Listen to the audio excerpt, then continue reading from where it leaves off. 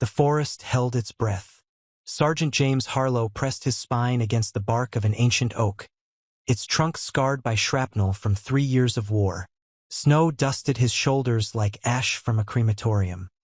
His M1 Garand rifle, 8 pounds of walnut and steel, rested across his chest, still warm from the firefight that had scattered his squad across the Ardennes like seeds in a winter wind. The metallic ping of an empty clip ejecting still echoed in his ears, a sound that had become both a curse and a salvation in these Belgian woods. Preparing and narrating this type of story took us long efforts and hard work. So if you are enjoying the story, please consider subscribing to our channel. December 1944. The world was ending in increments. Through the skeletal branches above, gray light filtered down in shafts that turned the snow blue. James could hear them, the Germans, calling to each other in clipped syllables that bounced between the trees. Their voices carried the confidence of men who believed they had the advantage. And why shouldn't they?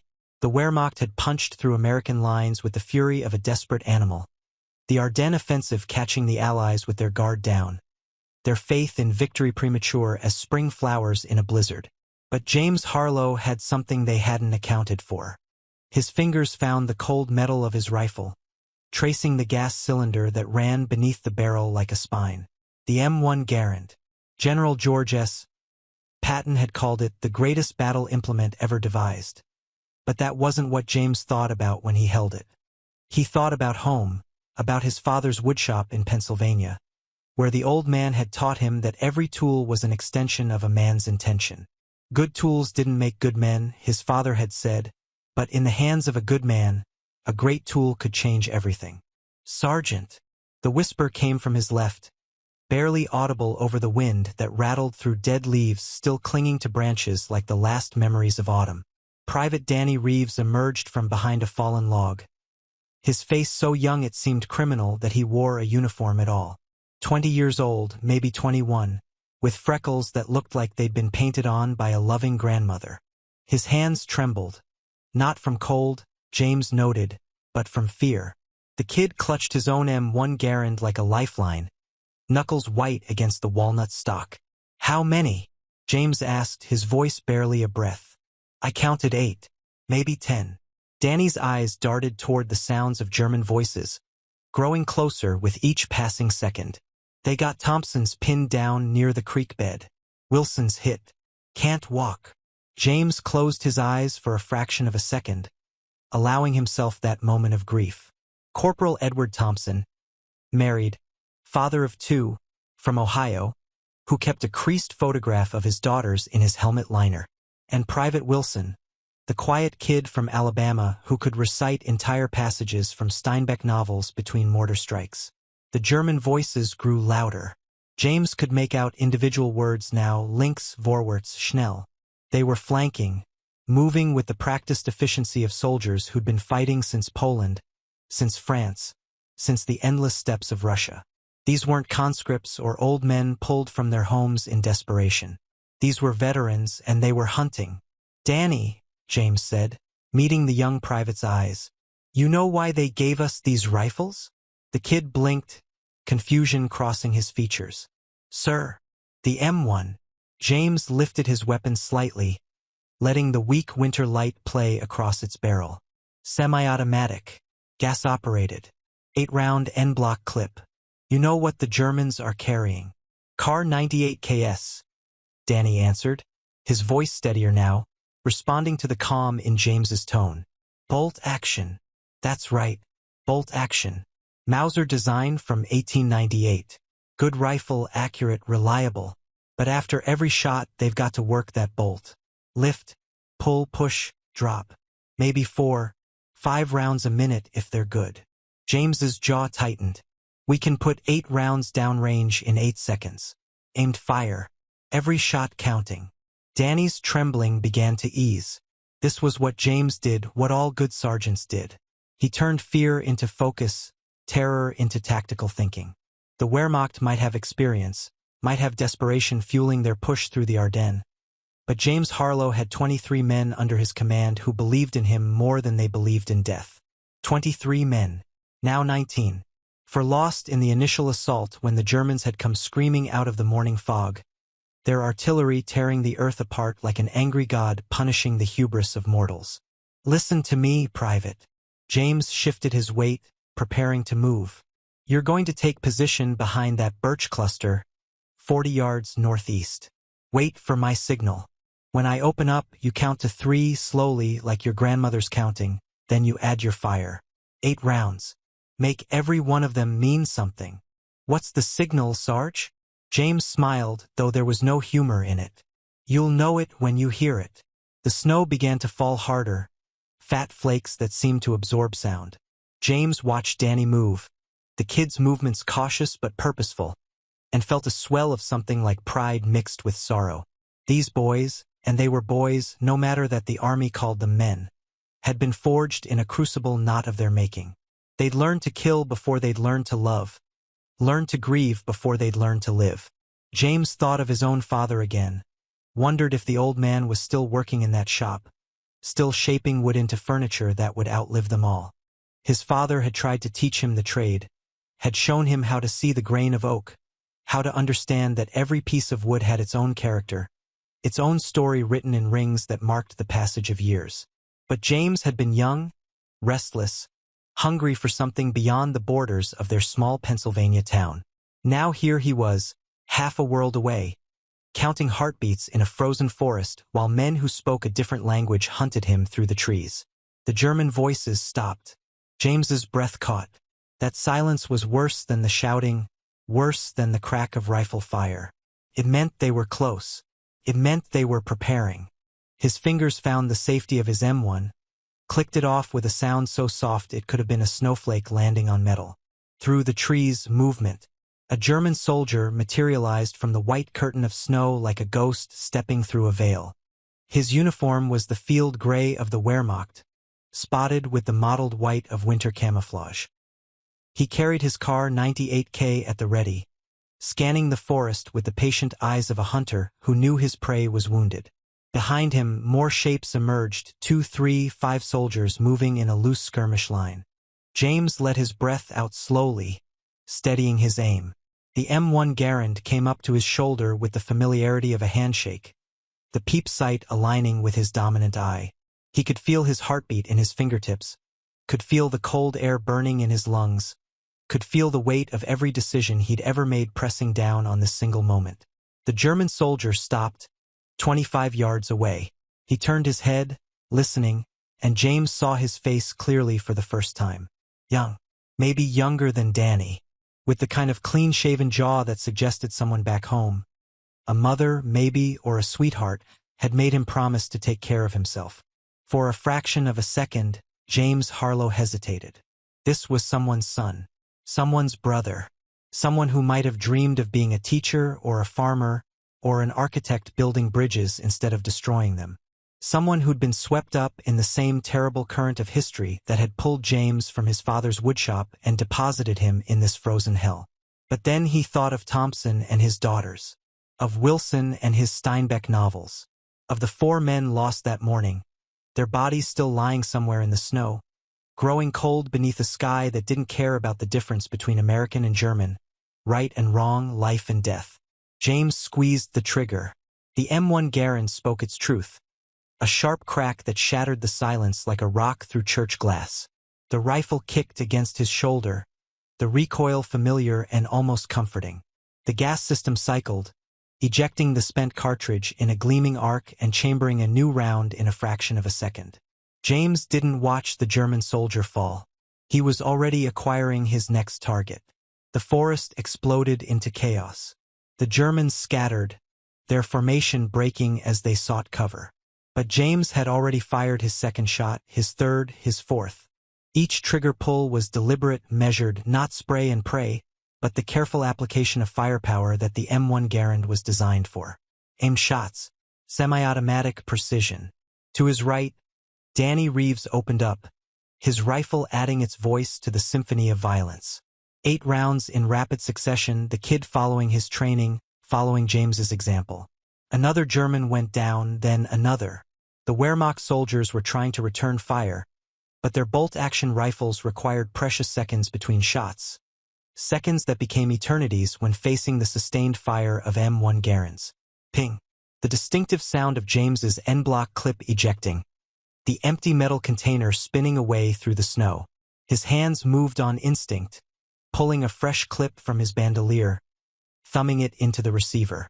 8 more rounds. 8 more chances.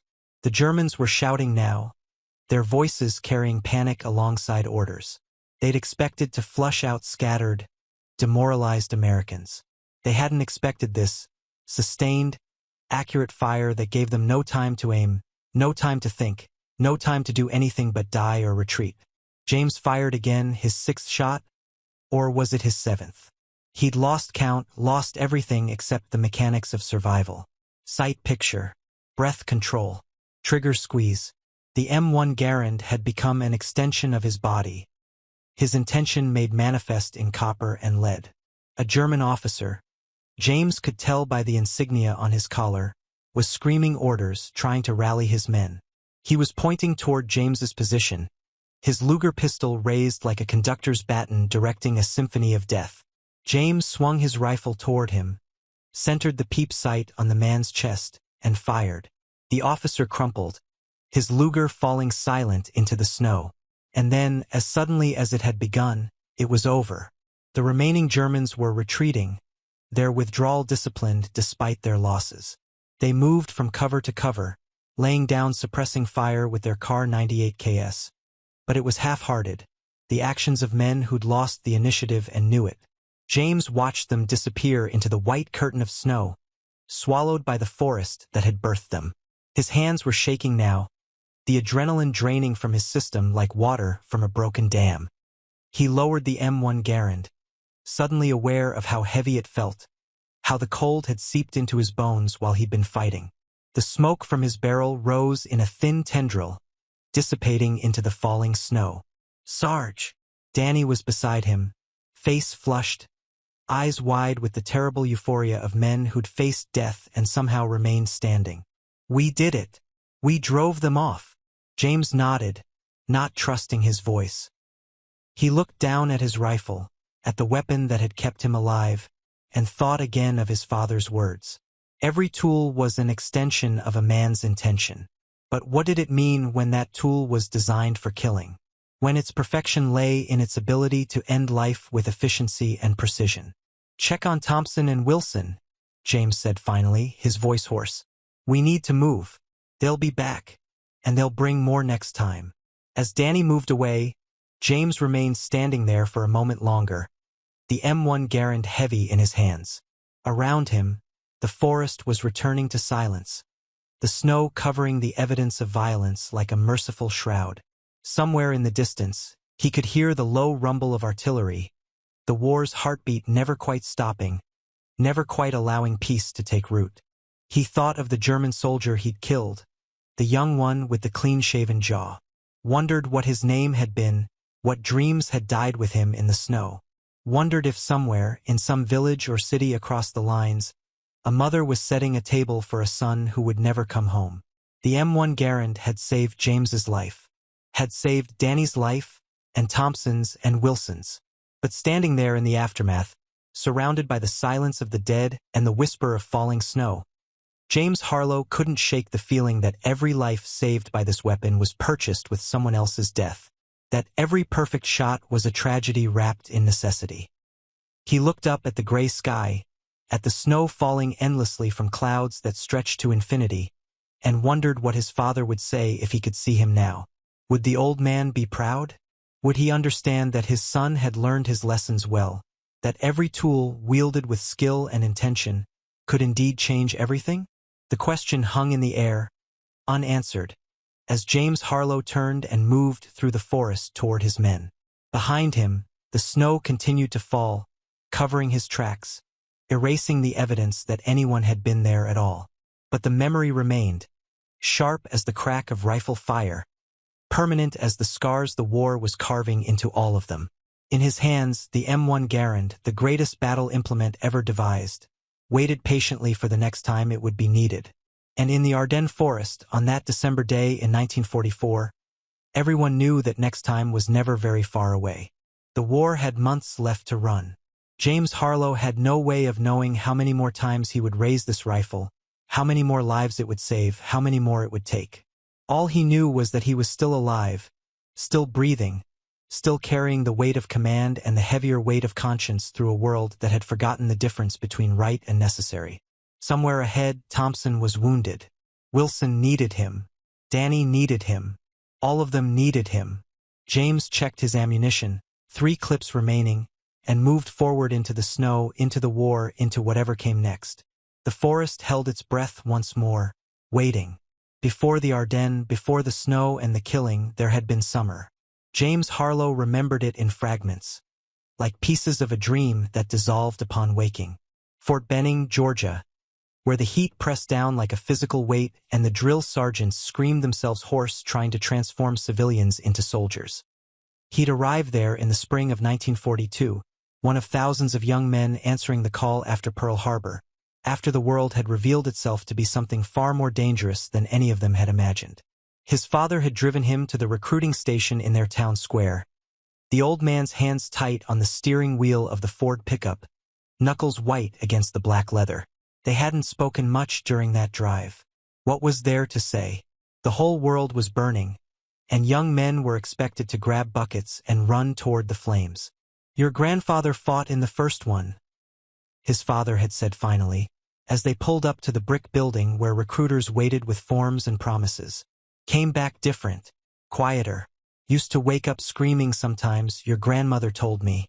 Wouldn't talk about what he'd seen." James had looked at his father, really looked at him, trying to memorize every detail.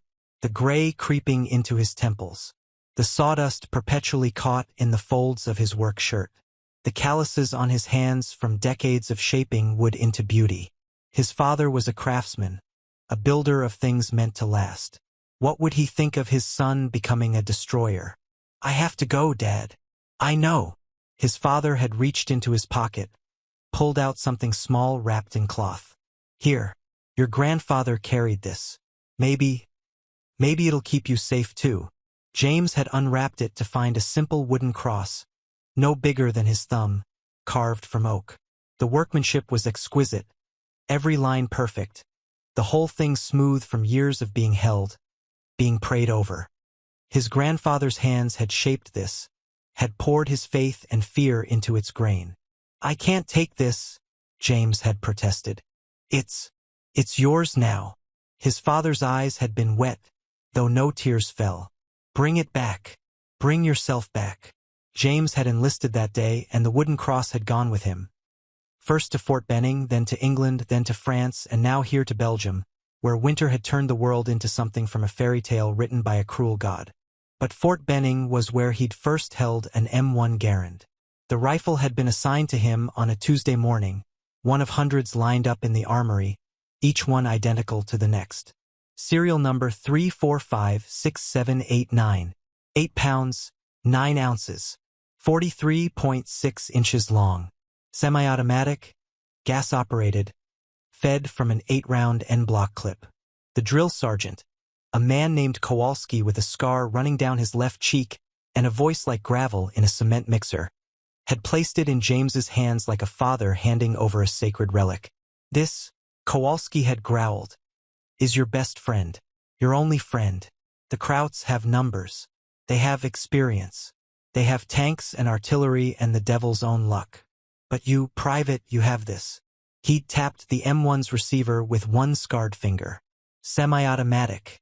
While Fritz is working his bolt, you're putting the next round downrange. While he's working it again, you're putting another round after that. 8 rounds, fast as you can pull the trigger, accurate as you can aim. The enemy gets off 1 shot, you get off 4. Maybe 5. You do the math." James had done the math, had spent hours on the range, learning the M1's rhythms, its quirks, its personality. Because the rifle did have a personality, he'd learned that quickly. It was temperamental about cleaning, would jam if you didn't keep the gas system pristine. It loved oil but hated over-lubrication. The N-block clip system was brilliant but unforgiving. Load it wrong and you'd get M1 thumb, the bolt slamming forward and catching your digit in a grip that drew blood and tears. But when you learned its language, when you understood what it wanted, the M1 Garand became something almost magical. James remembered his first time qualifying on the range. The targets had been silhouettes at 200 yards, human-shaped shadows that represented an enemy he hadn't yet met. He'd loaded the N-block clip, 8 rounds of .30-06 Springfield, each cartridge heavy with purpose, and taken his prone position. The Georgia sun had been merciless on his back, sweat soaking through his uniform, mosquitoes buzzing in his ears. "Fire when ready," Kowalski had shouted. James had taken a breath, let half of it out, and squeezed the trigger. The rifle had barked, kicking against his shoulder. The gas piston had cycled, ejecting the spent casing and chambering a new round in less time than it took to blink. James had acquired his sight picture again. Fired, acquired, fired. 8 shots in maybe 10 seconds, each one deliberate, each one finding its mark. Ping. The N-block clip had ejected, spinning away to his right. Empty. The rifle's bolt had locked back, ready for a new clip. 8 holes in the target clustered in the center mass. Not perfect, but good. Better than good. Kowalski had walked over, picked up the target, studied it with eyes that had seen too much combat to be impressed by anything. Then, surprisingly, he'd nodded. "You got a feel for it, Harlow. Natural shooter. We'll make a rifleman out of you yet." That had been the beginning. The weeks that followed had been a blur of training, close quarters combat, night firing, field stripping the M1 until James could do it blindfolded, until he could name every part and explain its function. The bolt, the operating rod, the trigger housing, the gas cylinder plug. Each piece was essential, each one a link in a chain that could mean the difference between life and death. But it wasn't just about the mechanics. Kowalski had taught them something more important: the philosophy of the rifleman. "You're not spray and pray boys with submachine guns," he'd tell them during late-night sessions in the barracks, his voice softer then, almost contemplative. "You're not artillery dropping shells from miles away. You're riflemen. Every shot you take, you see your target. You make a choice, and you live with that choice." James had understood even then what Kowalski was really saying, that the M1 Garand was personal, that unlike artillery or bombs or machine guns, the rifle required you to look at what you were killing, required you to make it intimate, deliberate, required you to carry it with you afterward. He'd written to his father during those months, careful letters that said everything and nothing, described the Georgia heat but not the night sweats from dreams of combat he hadn't yet experienced, talked about his fellow trainees: Danny Reeves, the kid from Texas with the quick smile; Edward Thompson, the married man from Ohio who showed everyone pictures of his daughters; Wilson from Alabama, who always had a book in his hands, but didn't mention how they were all scared, all wondering if they had what it took when the real shooting started. His father had written back careful letters of his own, talked about the workshop, about the furniture orders coming in from families whose sons were overseas, who wanted something beautiful to focus on while they waited for news, talked about the weather, the garden, the neighbor's new baby. Never asked James to describe the rifle training, the bayonet drills, the endless preparation for violence. Preparing and narrating this type of story took us long efforts and hard work. So if you are enjoying the story, please consider subscribing to our channel. But in every letter, his father signed the same way: "Bring yourself back." The wooden cross had stayed in James's pocket through it all. During inspections, he'd hold it in his closed fist. During night marches, he'd feel its edges digging into his palm through the fabric. It wasn't that he was particularly religious. His family had been Christmas and Easter churchgoers, their faith more cultural than fervent. But the cross represented something more than belief in God.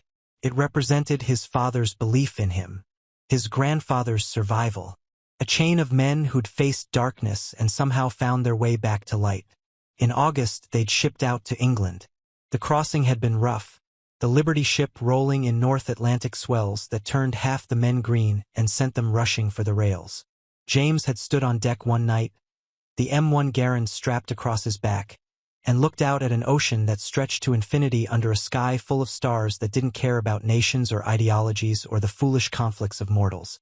Thompson had joined him, leaning against the rail, his face pale in the moonlight.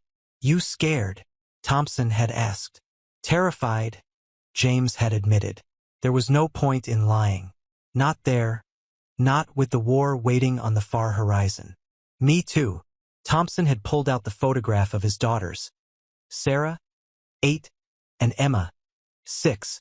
Their faces bright with childhood innocence. I keep thinking, what if I don't make it back? What if they grow up without knowing me? What if all they have is this picture and some stories their mother tells them? James hadn't had an answer. What could he say? That everything would be fine? That they'd all survive and go home and live happily ever after? The world didn't work that way, and they both knew it. Tell me about them, James had said instead. Your daughters. Tell me everything. And Thompson had talked for hours about Sarah's love of drawing, about Emma's laughter that sounded like bells, about Christmas mornings and birthday parties and ordinary moments that became extraordinary in their telling. James had listened, committing every detail to memory, because he understood what Thompson was really doing. He was making sure someone remembered, making sure that if the worst happened, his daughters wouldn't just be names in a letter, wouldn't just be that photograph. They'd be real to someone else. They'd be alive in someone else's memory. England had been gray skies and constant rain, training exercises in countryside that reminded James of paintings in museums. Rolling hills and stone walls in villages that looked like they'd been there since the world was young. They'd practiced amphibious assaults on beaches that were nothing like Normandy would be, had run through mock villages with blank ammunition, had grown lean and hard and ready. Danny Reeves had befriended James during those months. The kid was 19, fresh-faced and eager in a way that made James feel ancient despite being only 24. Danny wrote letters to a girl back in Texas. Clara, her name was, and showed them to James before sending them, asking if they sounded all right, if they said what he meant to say. I want her to know I love her, Danny had explained one evening, pencil hovering over paper. But I don't want to scare her. Don't want her to think I'm saying goodbye. Tell her about tomorrow, James had suggested. Tell her about all the things you're going to do when you get back. Make it real. Make it certain. So Danny had written about the house they'd buy, about the children they'd have, about growing old together in that Texas town where the sky went on forever. And maybe he'd believed it, or maybe he just needed to believe it, but either way, the letters had gotten sent, and somewhere in Texas, a girl named Clara had read them and held on to hope. Wilson, the quiet one, had spent his time reading. Always reading. Steinbeck, Hemingway, Fitzgerald. He devoured them all, his fingers tracing the words like a blind man reading Braille. Once, James had asked him why he read so much, especially books about hardship and struggle. Because, Wilson had said, his voice thoughtful. These stories remind me that people have always suffered, always struggled, and some of them found meaning in it, found beauty, found something worth holding on to. He'd looked up from his book, his eyes old beyond his years. Maybe we will too. The M1 Garand had been their constant companion through it all. They'd cleaned their rifles every evening, a ritual that became meditative. Break down the components, wipe each piece clean, oil lightly, reassemble, check function. It was a kind of prayer, James had realized, a plea to the gods of mechanics and chance that when the moment came, this tool would not fail them. June 6, 1944. D-Day. James hadn't landed on Omaha Beach. His unit had come in on Utah, which was hell enough. The landing craft doors had dropped, and machine gun fire had immediately torn through the men in front, their bodies falling into water that turned red. James had pushed forward, the M1 Garand held high to keep it dry, and somehow, through luck or fate or the prayers of everyone who loved him, he'd made it to the beach. The sand had been gray and wet and littered with bodies. The air had been thick with smoke and screaming. James had found cover behind a disabled tank and returned fire at muzzle flashes coming from concrete bunkers. His M1 speaking its truth again and again. 8 rounds, reload, 8 more rounds. The semi-automatic fire had made the difference there. While the Germans had to work their bolts, James and his fellow riflemen had kept shooting, kept moving, kept pushing forward. By nightfall, they'd held the beach. By dawn, they'd pushed inland. And the war had become a grinding reality of hedgerows and villages and endless days of combat that blurred together into a nightmare from which there was no waking. James had killed his first man somewhere in Normandy, though the exact location had faded from memory. A German soldier, middle-aged, probably pulled from some factory or farm to fill out the ranks. The man had been running, trying to retreat, and James had fired without thinking. The .30-06 round had caught him in the back, and he'd fallen forward into the grass, his rifle clattering away. James had walked over after, had looked at the man's face, and had felt something break inside him. This wasn't a target on a range. This was someone's father, someone's husband, someone who'd probably never wanted to be here any more than James did. But the war didn't care about want. It only cared about survival. That night, James had pulled out the wooden cross, had held it so tight the edges cut into his palm, had tried to pray but found that words failed him. What could he say? That he was sorry? That he wished it hadn't been necessary? That he'd do it again tomorrow because the alternative was dying himself? In the end, he just held the cross and wept silently, his tears falling onto French soil that had drunk the blood of millions across centuries of war. And in the morning, he'd woken up, cleaned his M1 Garand, and moved forward with his squad because that was all any of them could do. The months had passed in a haze of combat and brief respites. Small villages liberated, their inhabitants emerging from basements with hollow eyes and hesitant smiles. Fields crossed under sniper fire. Buildings cleared room by room, the M1's 8-round capacity perfect for the close-quarters work, better than the bolt-action rifles the Germans carried. Thompson had saved James's life in a town whose name James couldn't remember. A German soldier had gotten the drop on him, had his rifle aimed at James's back. Thompson had shouted a warning and fired, his M1 dropping the German before James had even turned around. They'd looked at each other across the rubble, understanding passing between them without words. They were bound now, tied by debts that could never be repaid, only honored. Danny had gotten his first kill in September, had come to James afterward with tears streaking his face, his hands shaking so badly he couldn't hold his rifle steady. "It doesn't get easier," James had told him, "because lying would have been cruel. You just learn to carry it." "How?" Danny's voice had been desperate. "How do you carry it?" James had thought of his father, of the workshop, of wood grain and careful hands shaping beauty from rough material.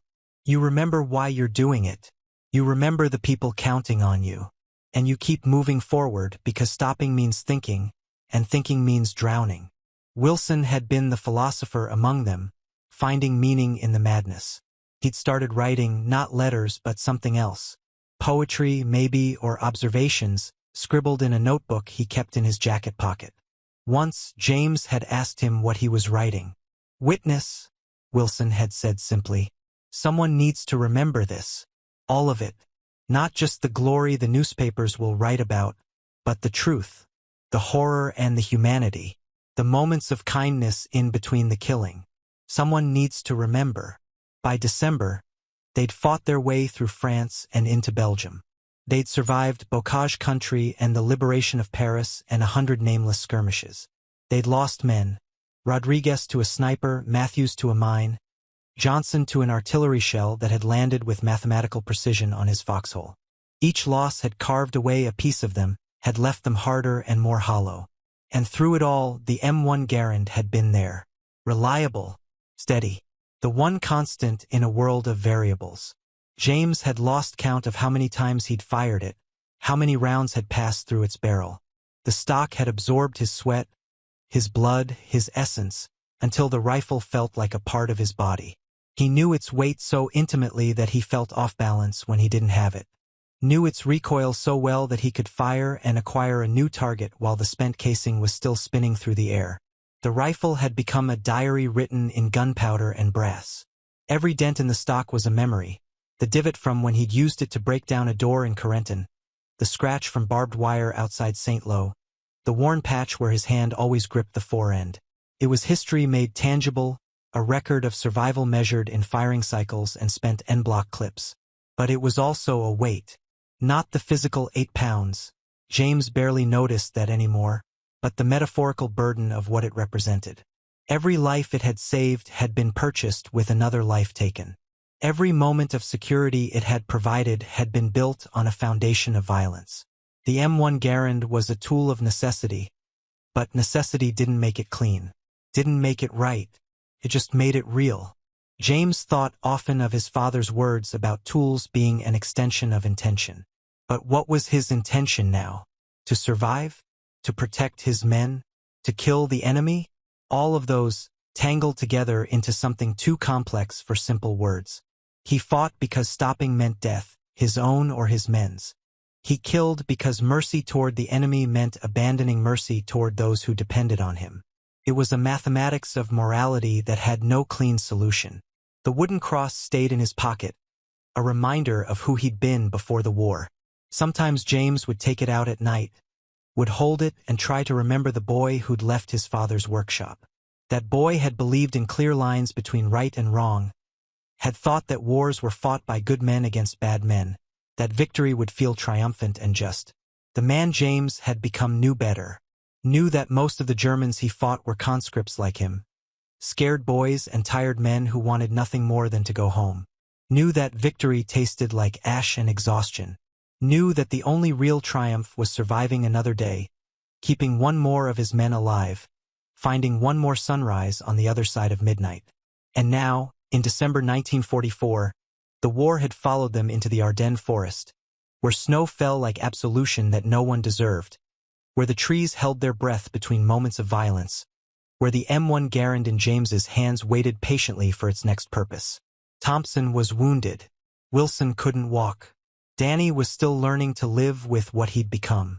And James Harlow, son of a Pennsylvania craftsman, keeper of his grandfather's cross, sergeant in an army fighting to save a world that seemed determined to destroy itself, had to keep them all alive long enough to see home again.